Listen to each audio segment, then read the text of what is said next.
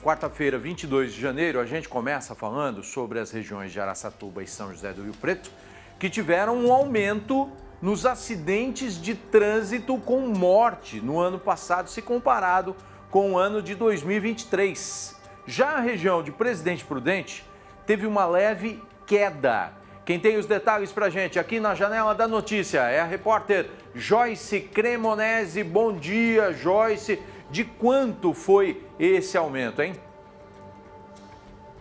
Pois é, Sandro, olha, na região, por exemplo, de Araçatuba, né, esse aumento aí foi de quase 30% e em São José do Rio Preto de quase 10% nessa questão aí, né, das mortes, né, no trânsito, né. Vamos ver certinho os dados? Ó, em Araçatuba, em 2024, foram registrados 158 acidentes, em 2023, 123, com aí esse aumento de quase 30%.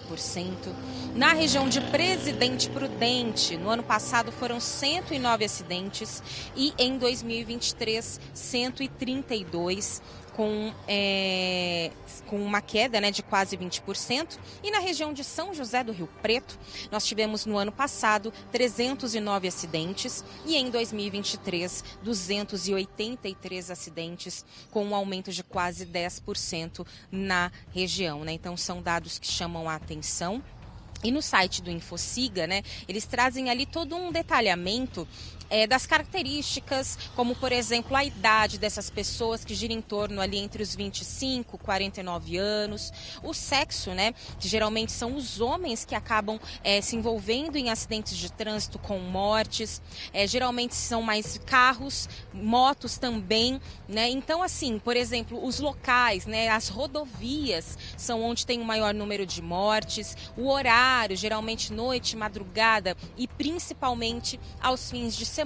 Então, são características aí que acabam mudando um pouquinho de cidade para cidade, mas geralmente são sempre ali uma sequência ali, né, que é bem parecida entre as cidades e as regiões, né, com relação a esses acidentes. Para falar um pouquinho mais sobre isso, a gente convidou o Alessandro, que é advogado especialista em trânsito. O que a gente pode dizer, Alessandro, com relação a esses números, né, esse aumento aí em algumas regiões com relação aos acidentes? O que o poder público, por exemplo, pode fazer aí para ajudar, né, a reduzir esses números? Bom dia.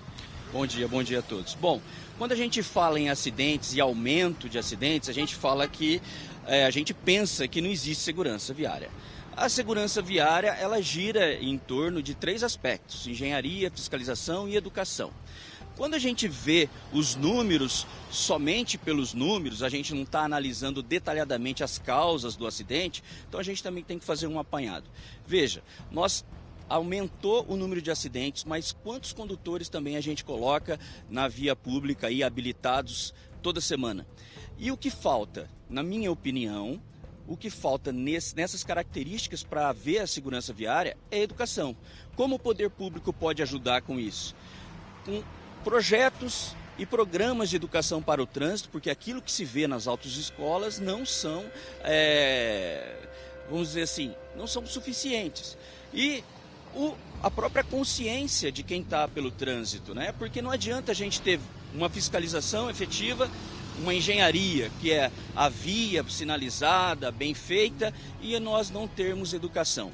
Então a gente vê aí que são homens, nós temos algumas características de finais de semana, onde o pessoal abusa um pouco mais, mas a educação, se nós tivermos apenas a educação, ela já seria suficiente para que nós tenhamos a segurança viária. Então o comportamento daqueles que usam a via tem que ser um comportamento daquele que, quando não está sendo fiscalizado, também cumpre as normas. E aí a gente pode dizer que cada um tem uma responsabilidade. O motorista, o pedestre, todo mundo tem ali a sua porcentagem nisso, né? Exatamente, mas uma porcentagem ainda maior para quem está na condução do seu veículo, para quem está usando as vias como pedestre, ciclista, seja como for, porque é ele que está ali para fazer a segurança dele e dos outros. Então ele tem que pensar de uma maneira educada. Se eu não estou sendo fiscalizado, eu também tenho que cumprir a lei.